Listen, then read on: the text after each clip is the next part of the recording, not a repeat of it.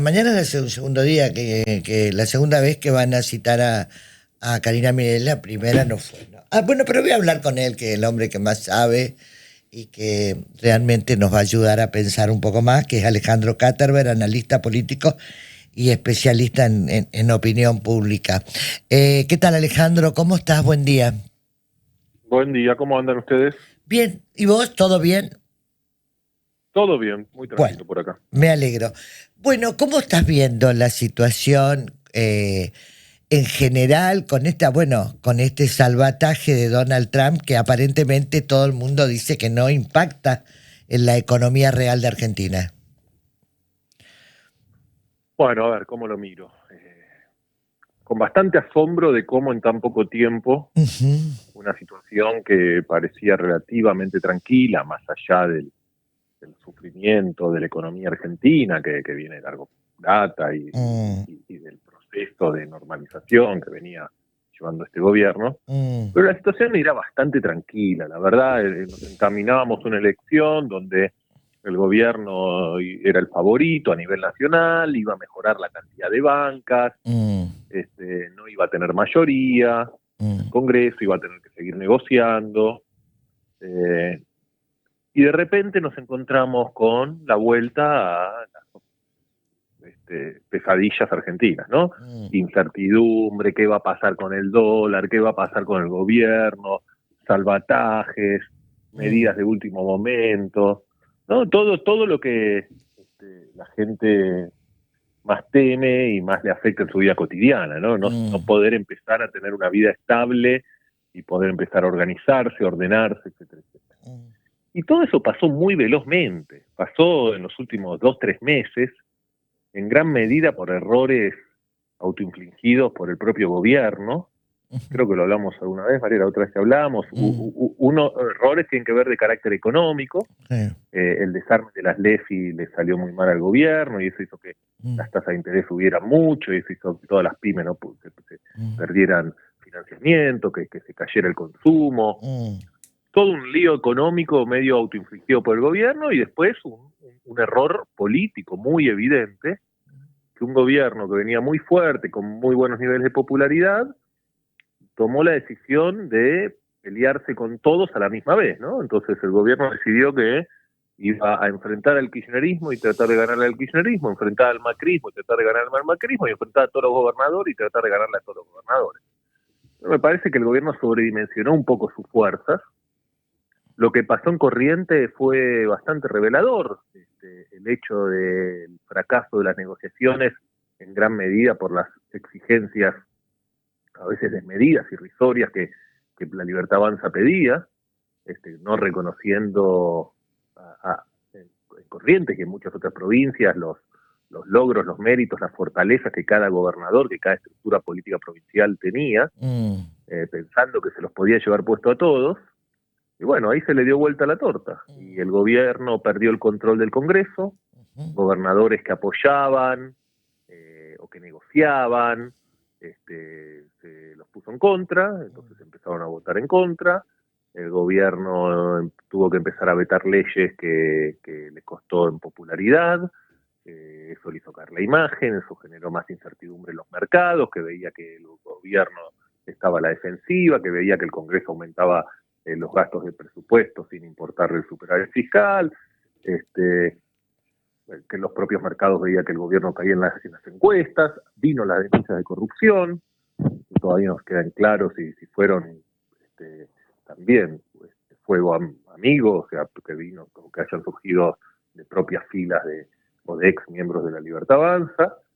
Vino la derrota en la provincia de Buenos Aires y todo se empezó a acelerar, la incertidumbre subió más, eh, y los mercados, sobre todo, corren más rápido que la opinión pública, ¿no? Entonces mm, mm, empezó a haber cada vez más dudas, y esas dudas forzaron mm, a que para evitar medidas mucho más drásticas en materia económica, el gobierno negociara un apoyo bastante excepcional, bastante sorprendente, mm, bastante único con los Estados Unidos, ¿no? Y mm, ahí estamos. Después de eso, como que se tranquilizaron un poco las aguas, esta idea de que algunos ya tenían de que esto se iba a desbancar muy rápidamente, se fue bajando, pero básicamente no cambia la situación general de la opinión pública. Sí, obviamente claro. sin esa ayuda, hoy estaríamos en una situación mucho más dramática y las perspectivas electorales del gobierno serían muy complejas. Alejandro, Con esta ayuda, sí. está más tranquilo. Perdón, termina. Sí, con esta ayuda que No, está esto más es lo que te como decía. respira. Esto está más Claro, tranquilo, está más digamos. El gobierno tranquilo. está en carrera, en competencia. Bien, estamos hablando con Alejandro Caterberg para la gente que recién se está enganchando, que nos está escribiendo. La realidad supera la ficción. Esta gente, esta plata que llega, no impacta. Dice que hay un 80% de trabajadores públicos y privados que necesitan un salario para cubrir gastos del mes y que no llegan. Hoy, de hecho, la tapa uno de los medios nacionales dice que los 15 son los nuevos 30, la gente llega al 15. Esto no impacta en la realidad cotidiana del gobierno de Javier Milei, ¿no, Alejandro?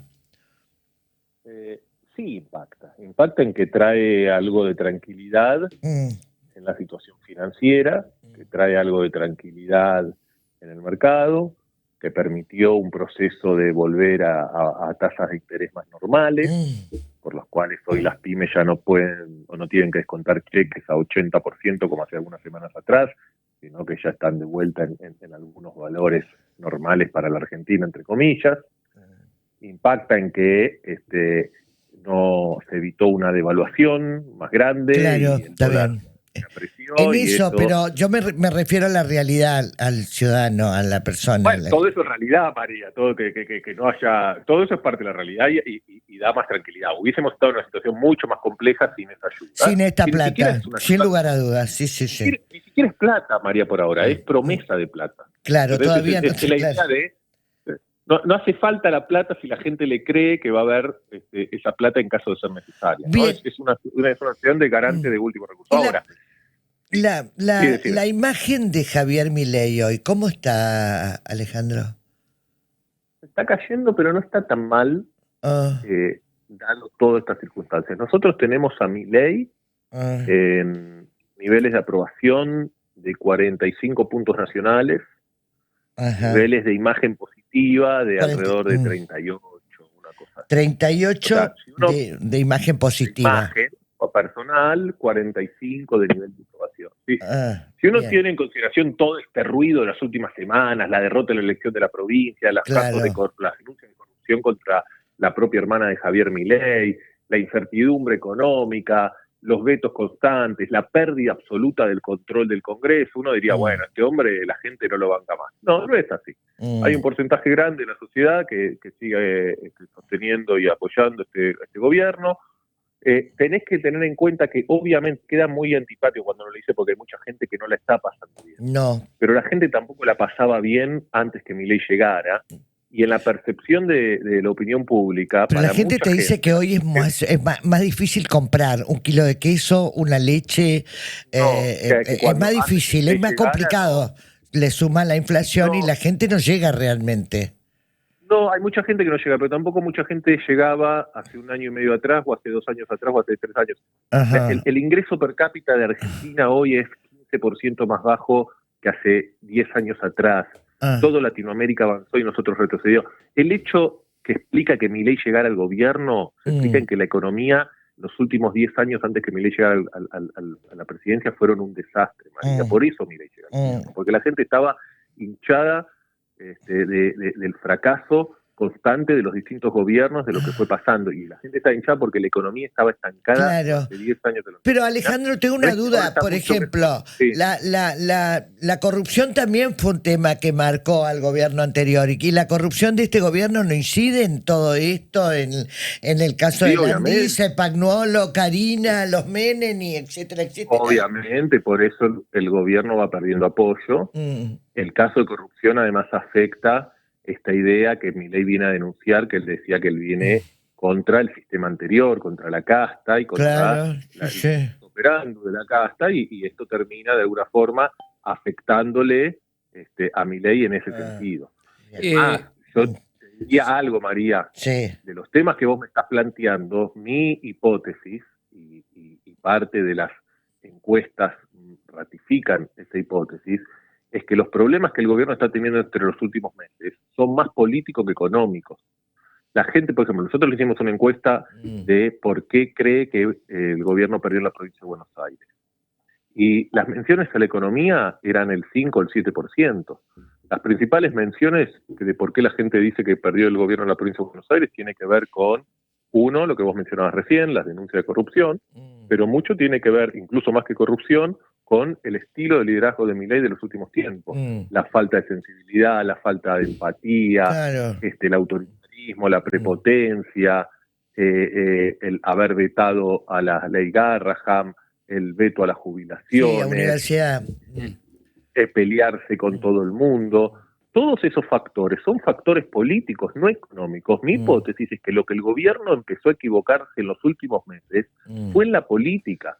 Haber dejado la negociación con los gobernadores en Carina Menem, o ni siquiera en Carina Milei, o ni siquiera en Carina Milei, en Lula y Menem, es un error. El presidente no puede desentenderse si va a hacer un acuerdo o no con el gobernador Valdés o con otros gobernadores, y dejarlo en manos de un funcionario que está en segunda o tercera línea. Eso tiene consecuencias después. El presidente, las denuncias de corrupción son un problema político, no económico. La pérdida del control del Congreso es un problema político, no económico. La falta de una comunicación que muestre empatía, sensibilidad frente al sufrimiento. Porque la gente dice, bueno, me banco el ajuste, me banco, entiendo que no podemos seguir gastando, despilfarrando, que hay que tener superávit. Ahora, una cosa es que me banque el ajuste y otra cosa es que el gobierno no mande una mínima señal, por lo menos, de solidaridad, de empatía con el sufrimiento, acompañamiento, así ese tipo de cosas. Esos son problemas políticos. Te diría hasta más, el tema Garrahan, por ejemplo, que en términos económicos es insignificante, no así las jubilaciones, la universidad y todo eso que sí te afecta el presupuesto, también es una decisión política, no es una decisión económica haber vetado. Haber vetado la ley Garraham después de haber perdido la provincia de Buenos Aires es un error político. ¿Qué pensó el gobierno o el presidente que iba a pasar después de que vetó la ley Garraham hace 2 semanas? Que el Congreso no le iba a insistir. Entonces el presidente, después de perder la provincia de Buenos Aires, veta Garraham y la Cámara de Diputados le insiste, se lo da vuelta, y se lo da vuelta con 180 votos a 60. Entonces el gobierno se come una paliza, una cachetada en la cara, y queda aún más débil y expuesto y desnudo frente a la opinión pública, frente a los mercados, frente a los medios, frente a todo el mundo. Y ahora después el Senado le va a dar vuelta. Entonces, ¿para qué vetó Garraham si sabía que no tenía los números en el Congreso? Eso es un error político. Entonces, para mí lo que empezó a ocurrir en los últimos meses es que hubo una catarata de errores políticos que lo que hicieron fue permitir o romper los acuerdos que había realizado durante la primera etapa de su gobierno y permitir que a medida que siga enfrentando y peleando con un montón de actores, esos actores se fueran juntando, ¿no? Y ahí te escuché decir que el gobernador Valdés viajaba hoy, se juntaba con el resto de los gobernadores. Bueno, el gobierno se autoarmó una oposición que no existía. Alejandro, ¿cómo te va? Buen día, Horacio Ramírez Verdaguer soy. ¿Qué tal? ¿Cómo estás? ¿Dónde pones esto de las retenciones 0 por 48 horas? Porque al sector de agropecuario, digamos, cayó muy mal y ese es un sector que lo venía apoyando. Lo pongo en 2 aspectos. En un error de comunicación y una movida de lo que les hablaba al principio, medio, si querés, intempestuosa, desesperada, frente a la pérdida de estabilidad y la incertidumbre económica. ¿Por qué esas medidas de decir, tengo que hacer esto de un día para el otro? Y porque estábamos en problemas. ¿Qué buscó hacer el ministro? Sobre todo antes de que estuviera confirmado la ayuda de Estados Unidos, es decir, como hay mucha presión y la gente tiene miedo y piensa que vamos a perder las elecciones y hay incertidumbre sobre todo lo que está pasando y la gente está comprando dólares, necesito bombardearlos de dólares para calmar el precio del dólar. ¿Cómo los bombardeo del dólar? Le saco los impuestos al campo durante un tiempito o durante una cantidad de dólares, 1.000 millones fueron los que habían puesto, y listo. ¿Qué pasó? La comunicación la hicieron como gran medida, sacamos las retenciones para todo el mundo, hicieron hacer campaña con eso cuando el propio gobierno había que ir a la letra chica para decir, che, eran hasta 7.000, 7.000 se conseguían rápido, ¿no? Sobre todo si estaban en oportunidad. Y después viene la mala comunicación, es decir, si das la sensación de que vas a sacar las retenciones hasta el 31 de octubre, decía el tuit del vocero presidencial. Claro. Y el tuit no aclaraba que eran 7.000. ¿No? ¿Viste? Estas son como las ofertas que te ponen en los diarios. Sí. Bajamos el precio de los televisores 80%. Y abajo chiquitito te ponen hasta agotar el stock. Y cuando llegas al lugar te dicen, no, ya se agotó el stock. Bueno, acá también era lo mismo. Le sacamos las retenciones. Pero el campo está decía, recaliente con esto. Pero el campo está recaliente con este tema, con el tema de... Hay gente que vendió los granos y sin tenerlo, y hay una cantidad de cosas que están pasando que realmente hace que el campo esté... Los productores están muy calientes, Alejandro. Sí, bueno, claramente porque pensaron que iban a tener baja de retenciones. Claro. O sea, una ganancia, no sé si quiero decir la ganancia, recuperar lo que es de ellos, porque no es una ganancia, recuperar lo que es de ellos hasta el 31 de octubre, y eso duró 72 horas. Igualmente sabemos, los productores no le venden, no exportan directo, los productores le venden o a ACA, o a las cooperativas, o a las exportadoras, y las exportadoras en general son las que exportan y venden hacia afuera. La pregunta es, ¿cómo será, o si ese beneficio que las exportadoras obtuvieron por haber rápidamente completado el cupo, cómo se traslada a precios en las próximas semanas a los productores? No va a haber un traspaso a precio. Me parece difícil pensar que no haya nada de traspaso a precio y que esa ganancia excepcional que hubo en estas 72 horas quede solo en manos de las exportadoras, porque las exportadoras van a tener que salir a comprar lo que prometieron que iban a exportar. O sea, en síntesis, vos con todo esto decís que la Libertad Avanza estaría arriba en las mediciones para el 26 de octubre. No está claro eso. ¿No? Está claro eso.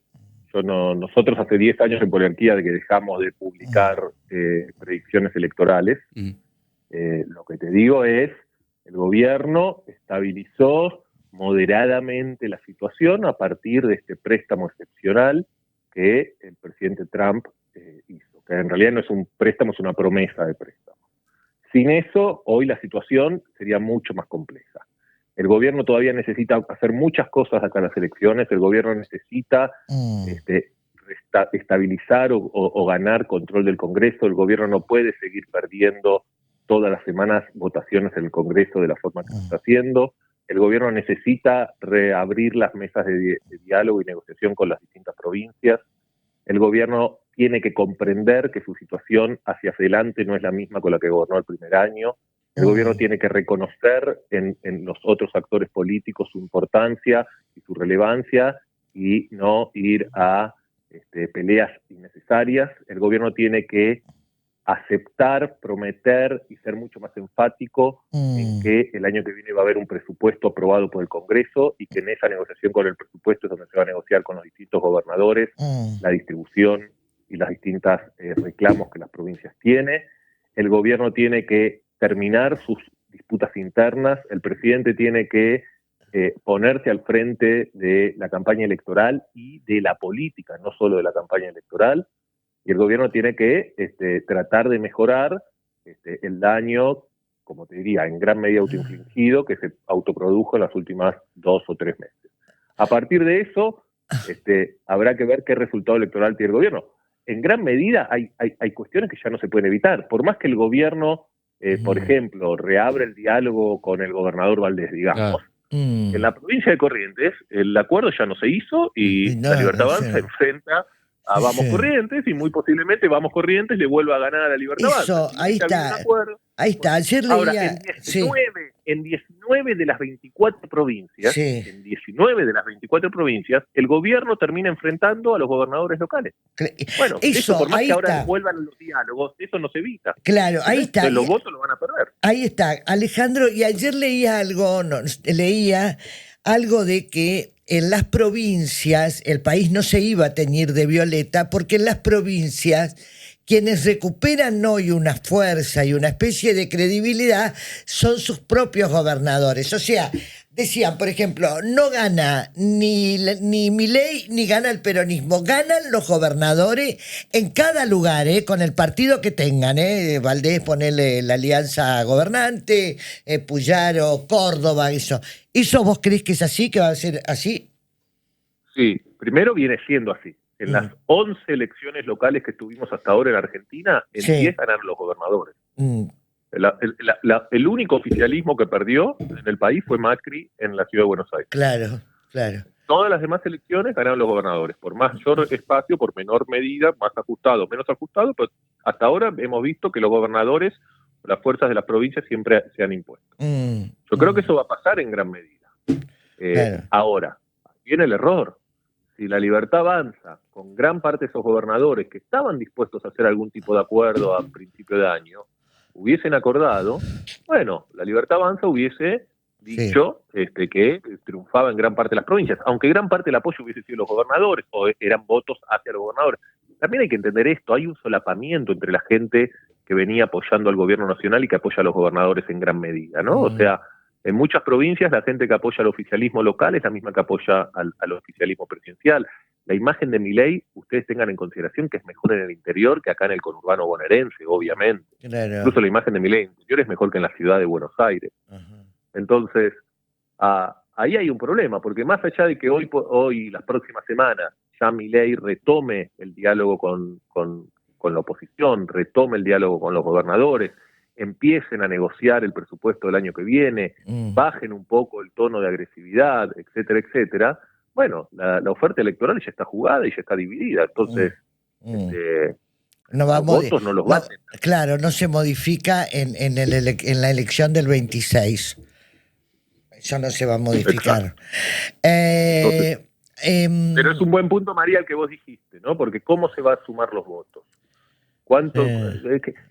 La Argentina está con un sistema político tan fragmentado, tan atomizado. ¿Cómo se suma? ¿Que el peronismo de Córdoba es peronismo de igual que el de La Pampa, que es igual que el peronismo de la provincia de Buenos Aires? No, son distintos. El peronismo de Entre Ríos, hay provincias donde los propios peronistas están divididos. Entonces, ¿qué es lo que se suma? ¿Qué tiene cada uno? Y cada uno podrá sumar como quiere. La verdad, lo que hay es un sistema muy fragmentado, muy atomizado en la Argentina. Sí, sin lugar a dudas, no tengo duda. Alejandro, un cariño, muchas gracias por atendernos, por tu paciencia, muchas gracias. Gracias a usted por llamar, un saludo grande. Un cariño, ahí está Alejandro Katterberg, Poliarquía, hablando un poco de todo esto que va a pasar.